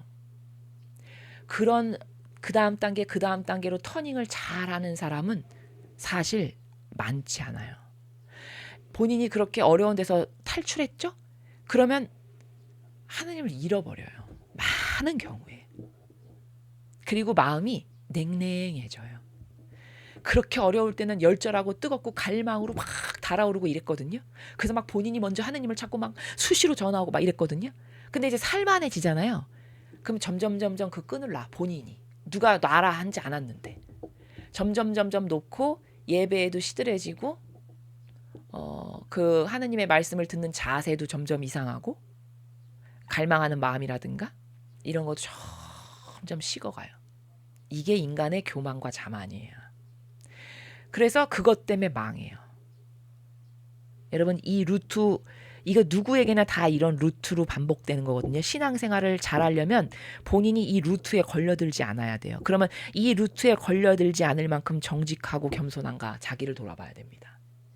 저는 만났던 사람들의 많은 수는 다 처음에는 그렇게 하느님을 갈망하고 열절한 고통 때문에 다가왔으나 점점 시들해지고 점점 하느님에게서 멀어지고 달아나고 멀어지고 달아나고 도망가고 이런 식으로 해서 스스로가 그 은총과 축복에서 멀은 길을 가는 경우를 굉장히 많이 봐요.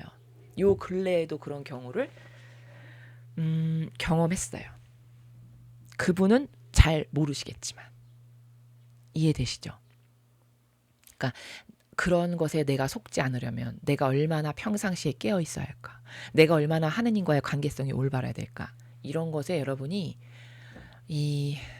지금 제가 설명한 것에 근거하여 속지 않으려고 하는 그 올바른 의지를 갖고 계시고 나한테서 자만이 싹 올라오는 것 같다. 그럼 얼른 기도해야 돼요. 내가 그 마귀 유혹에 넘어가서 내 스스로를 망치는 일이 없게 해주십시오. 요렇게. 이해되시죠? 여러분에게 도움이 될 수 있을까 해서 저희한테 무수히 많은 체험 가운데 하나를 말씀드릴게요.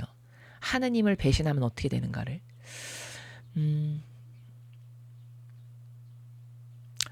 어떤 암 환자분이 계셨어요. 그래서 저희를 처음 만났을 때 중내 산에 이랬어요. 그 암 환자분이. 그래서 심지어 목소리도 안 나고 말도 못했어요. 근데 이제 저희가 어떻게 연결이 돼가지고 저희 신자분을 통해서 연결이 돼가지고 그분을 만났어요. 그래서 치유 기도를 해주고 그분이 이제 마음 자세나 정신 세계를 이렇게 바꿔야 된다. 코멘트를 해주고 하느님께 대한 이런 마음을 가져라. 뭐 영적 지도를 하면서 치유 기도를 하면서 이런 식으로 이제 병행해서 그 사람이 갈급하니까 어떨까요? 죽게 생겼으니까 엄청 말을 잘 듣겠죠. 그렇죠? 엄청 순종을 잘하겠죠. 시키는 대로 잘했어요. 처음에. 그러니까 정말 진짜 호전이 되는 거예요. 그 중내산에 하던 사람이 목소리가 나오기 시작했어요. 그래서 점점 여기가 이제 여기 인파 있는 데가 부드러워지면서 점점 호전되는 게 저희 눈에도 보여요. 그래서 이제 저렇게 하느님이 개입하시기 시작했구나. 그런 사인으로 저희는 받아들이거든요. 하느님이 지금 개입하기 시작하셨어. 그러니까 저 때가 되게 중요한 타이밍이거든요. 그때가. 그때 타이밍, 그 중요한 타이밍에 삐끗하죠. 그러면은 거기서 확 떨어질 수가 있어요. 그건 저는 너무 잘 아니까 많은 사람을 만나봐서. 자, 지금 당신은 이런 수준으로 지금 이렇게 하느님이 개입하셔서 이렇게 과거하고는 다르게 지금 나아가고 있어요. 그러니까 하느님께 엄청 감사드려야 되고 지금부터가 중요해요. 매일 하느님께 가서 성체조배를 하고 여태까지 잘못한 게 있으면 회개하고 뉘우치고 갈망으로 아버지를 찾고 저를 도와주십시오. 낫게 해주십시오. 이렇게 하고 이렇게 성당을 그 성당의 성체조배실을 지속적으로 계속 가면서 하느님과 이런 올바른 관계성을 가지십시오. 이런 걸 이제 코치를 했어요. 그런데 점점 그게 호전되고 좋아지는 거예요. 근데 중간에 어떤 마귀가 끼어들었냐. 저희를 만났을 때 그게 병원에서도 더 이상 고치지 못해서 손을 놓은 상태였거든요. 근데 이분이 그 이후에 아마 한의원을 가셨나 봐요. 이제 양약에서는 더 이상 할 게 없습니다 하니까. 그래가지고 뭐 한의원에 가서 무슨 약을 처방을 받아서 드셨대요. 그러면서 어떤 마귀에 속아가지고 그 다음부터 이상해졌냐면 분명히 병원에서도 손을 놔서 더 이상은 할 게 없는 상태에서 만나서 기도받기 시작해서 좋아진 거니까 하느님께만 오히려 믿고 매달리고 의탁하고 더 갈망하고 이렇게 했어야 되는 게 맞는 방향이거든요. 근데 이 사람이 마치 그 한약을 먹어서 나은 것처럼 반향을 하더라고요. 이상한 악이 하나 들어간 거죠. 그러면서 점점 시키는 대로 안 해요. 뭐 조배실도 안 가고 하느님께 이런 마음을 드리고 이렇게 하느님을 신뢰하고 사랑하고 열렬히 하나 돼야 되고 이제 이런 걸 가르쳐 드렸는데 별로 이제 시큰둥해지는 거죠. 그런 게. 뭐 한약방 가서 약 먹으면 나을 텐데 뭐 그렇게까지 아마 이런 생각을 하시는 것 같아요. 그렇게 해서 계속 그렇게 말 안 듣고 하느님과의 관계성도 올바르게 안 하고 성체조배실도 안 가고 이제 뜸해졌어요. 저희하고. 그렇게 열심히 찾아오시더니 안 오시고. 그래서 그냥 저희는 어쩔 수 없지. 내가 할 노력을 다 했는데 그 순종을 안 하는데 그걸 소처럼 콧대를 꿇어서 억지로 갈 수도 없는 노릇이고 그냥 아버지 뜻에 맡겨드립니다. 이렇게 했어요. 근데 그러고 몇 개월이 지났거든요. 근데 어떻게 됐을지 여러분 맞춰보세요. 어떻게 됐을까요? 소름 끼치도록 놀라운 일이 일어났어요. 어떻게 됐는지 아세요? 그 분이 돌아가셨어요. 암이 온몸에 퍼져서. 여러분, 이 결과에 대해서 어떻게 생각하세요? 왜 그렇게 됐을까요? 그게 하느님이 고쳐주신 건데, 그쵸? 하느님의 권리를 인정하지 않고 그 역겨운 인간의 뜻, 자기 기호 정서대로 생각했죠. 중간에 거길로 빠져들어갔잖아요. 자기 기호 정서 경향에 근거해서 뭐 지가 똑똑하다라고 생각해서 믿고 판단하는, 그걸로 판단하고 정의하고 단정하더니 그 본인이 생각하는 그 길로 계속 걸어가더니 죽었어요. 그렇게 점점 온몸에 다 퍼져가지고. 제가 그걸 보고 너무 소름이 끼쳤어요. 아, 진짜 무섭다.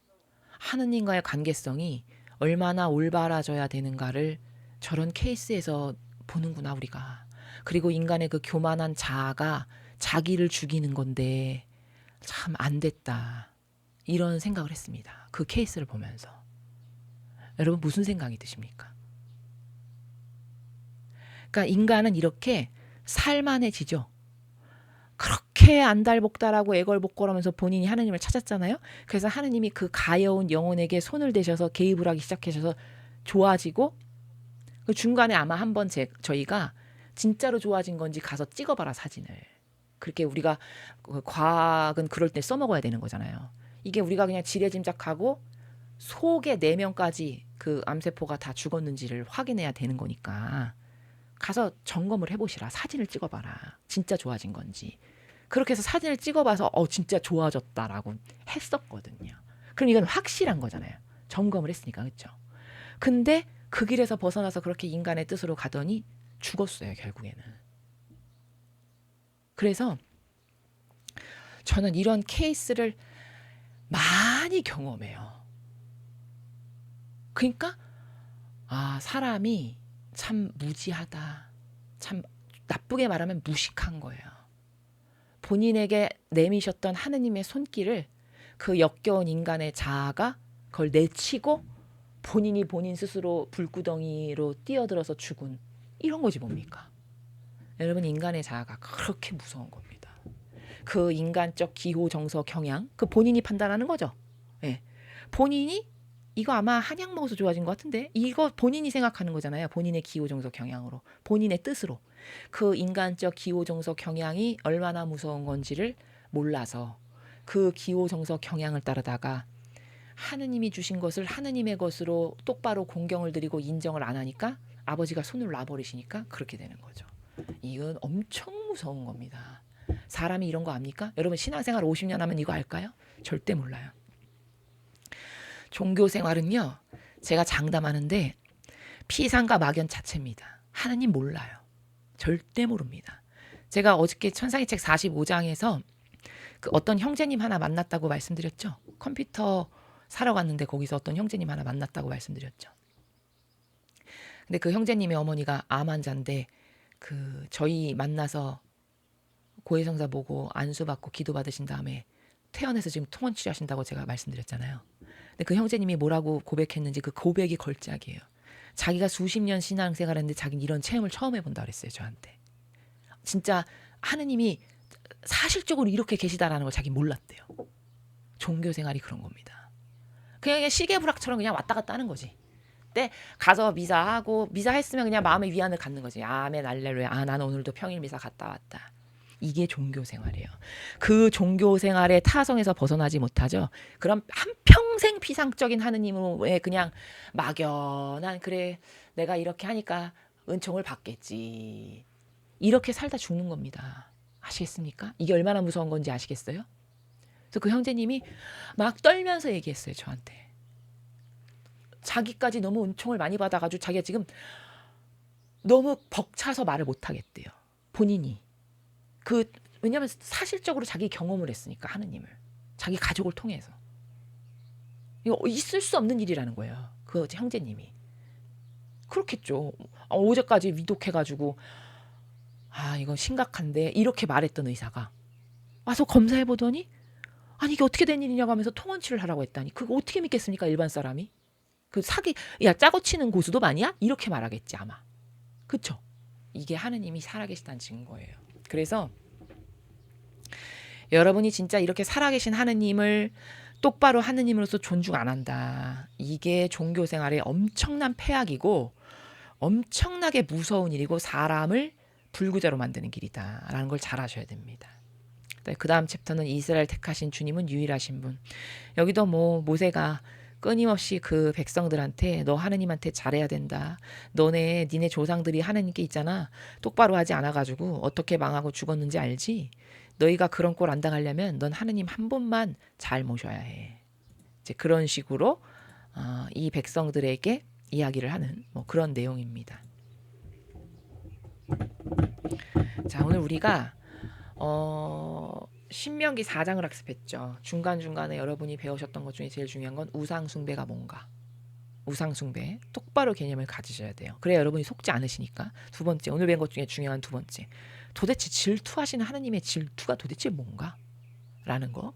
이 두 가지를 오늘 여러분이 확실하게 하셨으면 공부를 잘 하신 겁니다.